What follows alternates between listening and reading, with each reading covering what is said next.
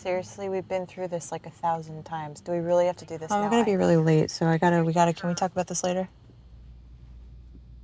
I'm Sergeant Cohen. All 911 calls have been rerouted to the All right, ma'am. Just give me your address and Monica? They're dead. Monica, is that you? Kill them.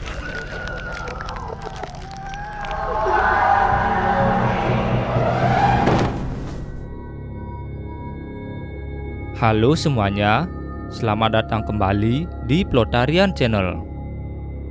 Kali ini, saya akan menceritakan film horor psikologis berjudul Last Shift yang dirilis pada tahun 2015. Film ini bercerita tentang seorang petugas polisi muda yang mendapat tugas dari pusat untuk menjaga kantor polisi lama yang akan ditutup. Saat bertugas, dia mendapat gangguan supranatural sepanjang malam. Sampai akhirnya, dia mengetahui kisah kelam yang pernah terjadi di kantor polisi itu saat dulu kala. Seperti biasa, sebelum mulai bercerita lebih jauh, jangan lupa untuk menekan tombol like dan subscribe agar channel ini semakin berkembang. Dan tak lupa, saya ingatkan kembali kalau konten ini mengandung spoiler. Jadi, saya sarankan untuk menonton filmnya terlebih dahulu.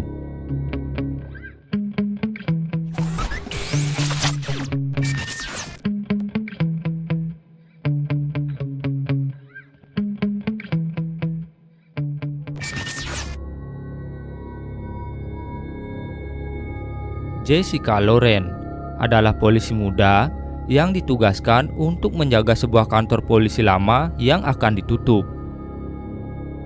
Dia mendapat tugas berjaga terakhir pada malam hari.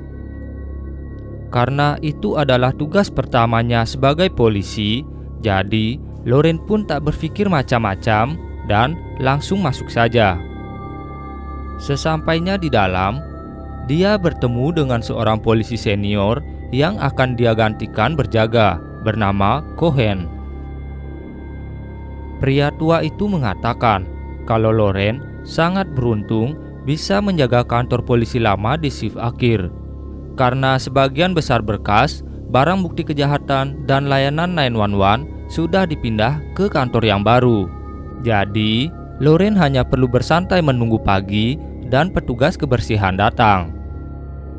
Sambil terus berbicara, Cohen mengajak Loren berkeliling ke setiap ruangan untuk melihat-lihat.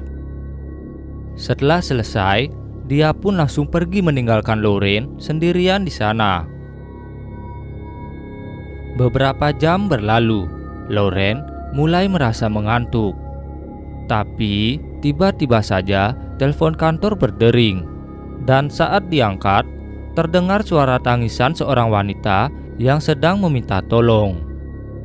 Anehnya, saat Loren meminta alamat si penelpon, teleponnya malah ditutup. Ditambah, saat menelpon kantor baru, polisi yang bertugas mengatakan kalau seluruh sambungan telepon telah dialihkan. Dan apa yang dikatakan Loren tak mungkin terjadi. Belum selesai dengan kebingungannya, kini dia malah mendengar suara aneh dari ruangan lain. Dan saat diperiksa, Loren melihat seseorang yang tampak sudah tidak waras berada di dalam kantor. Tanpa banyak basa-basi, dia pun langsung mengusir si pria. Setelah itu, Loren melanjutkan patrolinya ke ruangan lain, pertama di kamar mandi. Terlihat jelas kalau kantor itu benar-benar sudah tak terurus lagi.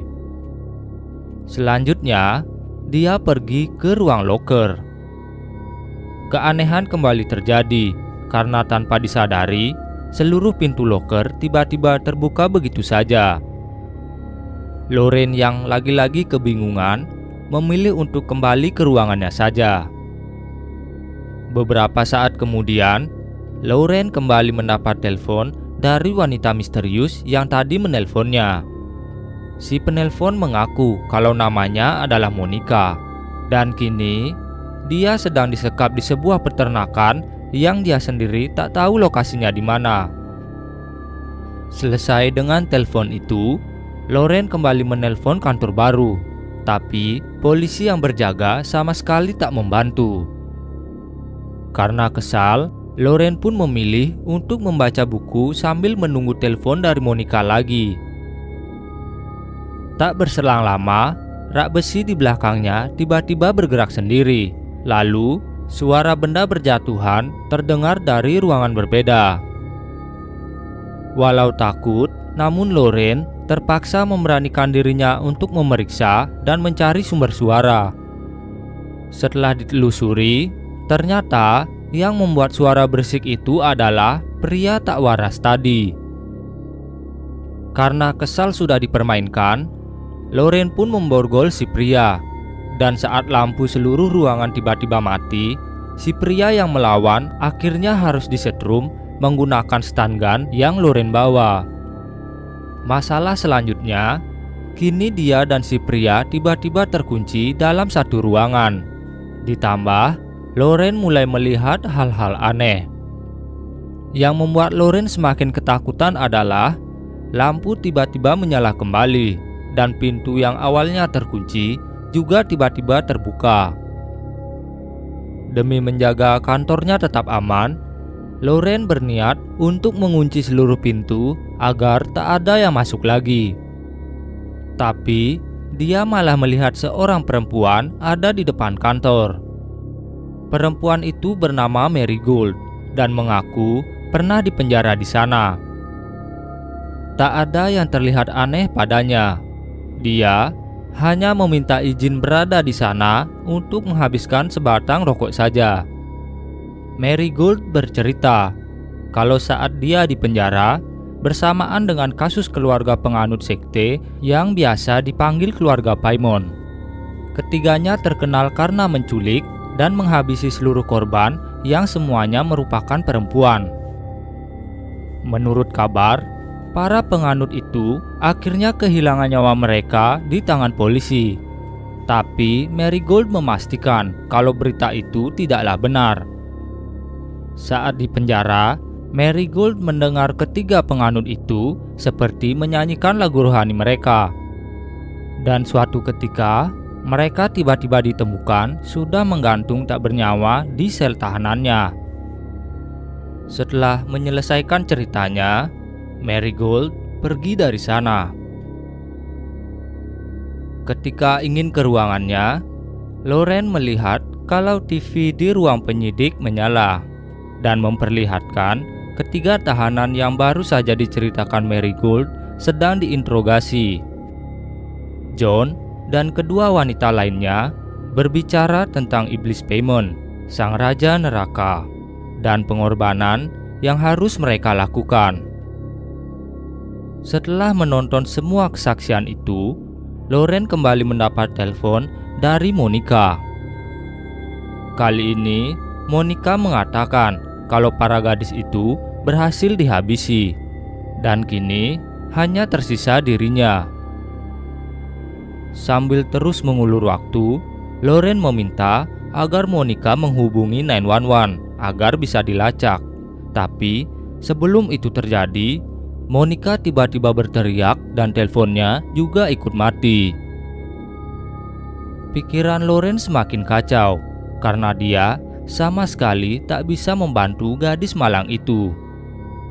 Belum selesai mencari cara menyelamatkan Monica, kini dia sudah diganggu lagi oleh sebuah siulan. Karena terus mendapat kejadian aneh, Loren malah mengira kalau polisi lain mengerjainya karena dia adalah petugas baru. Bahkan, saat petugas Ryan datang, Loren masih mengira kalau dia sedang dipermainkan. Tapi Ryan akhirnya bisa meyakinkan Loren kalau dia datang ke sana untuk mengecek keadaan. Mereka pun akhirnya mulai mengakrabkan diri. Apalagi dengan banyak kejadian yang dialami, Loren merasa dia butuh teman untuk berjaga. Di tengah percakapan, Ryan mengakui kalau dia bersama ayah Loren saat penyergapan para penganut Paimon itu. Ryan berhasil menyelamatkan beberapa korban, sedangkan ayah Loren berusaha melawan karena mereka mulai ditembaki. Sayangnya, para tersangka berhasil menghabisi 6 wanita dan 2 petugas kepolisian, termasuk ayah Loren. Di akhir perbincangan, Loren baru sadar kalau yang diajak bicara bukanlah manusia. Dia melihat sendiri kalau belakang kepala Ryan ternyata berlubang. Dan Ryan pergi begitu saja tanpa meninggalkan jejak. Di tengah kebingungannya, Loren mulai mendengar banyak suara teriakan entah dari mana. Ditambah kini, dia melihat seseorang dengan kepala tertutup kain sedang mendekatinya. Walau takut, Loren tetap berusaha menodongkan senjatanya ke arah orang itu. Tapi, tiba-tiba orang menyeramkan itu menghilang begitu saja. Setelahnya, Loren kembali mendapat gangguan dari suara nyanyian. Saat didekati, dia melihat beberapa wanita sedang berkumpul sambil bernyanyi. Lalu melihatnya datang, sedangkan pantulan mereka di cermin tetap bernyanyi. Beberapa saat kemudian, pintu di belakangnya tertutup begitu keras, membuat Loren terkejut dan seketika para wanita itu juga menghilang. Karena semakin ketakutan, Loren pun mencoba menelpon Cohen dan memberitahu apa yang baru saja dialami. Tapi dengan nada ketus, Cohen tak percaya cerita Loren dan malah memarahinya, lalu menyuruh agar tak menelponnya lagi sebelum tugas jaga Loren berakhir. Baru saja keluar dari gedung, tiba-tiba teleponnya kembali berdering. Dan ternyata itu adalah panggilan telepon dari Monica lagi. Monica mengaku kalau dia telah berhasil kabur dari para penculik dan kini dia sedang berlari menjauh dari lokasi. Monica juga melihat papan jalan tempat dia kini bersembunyi. Namun, tak lama kemudian dia mengatakan kalau para penculik berhasil menemukannya. Dengan nada pasrah, Monica pun sadar kalau dirinya takkan selamat dari para penculik itu, dan teleponnya pun langsung terputus. Karena panik, Loren kembali menghubungi kantor baru untuk memberitahu lokasi Monica.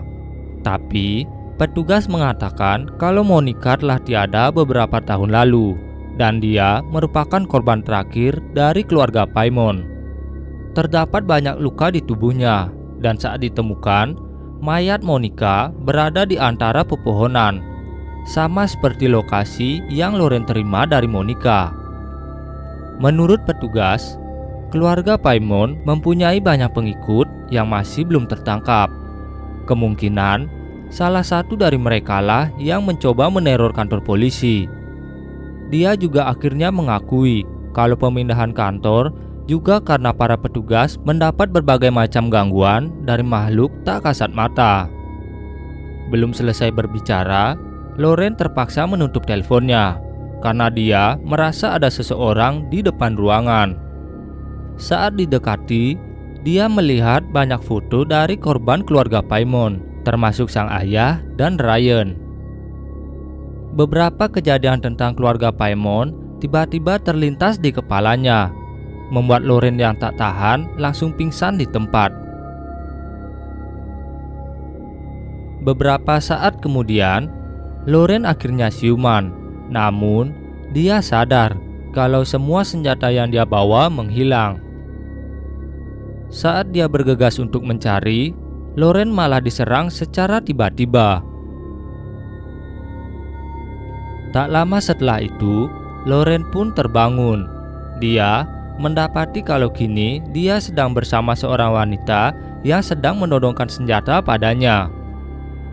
Wanita itu mengaku kalau dia adalah salah satu penganut Paimon juga, dan dia cemburu karena John hanya mengajak 2 wanita pada malam kejadian.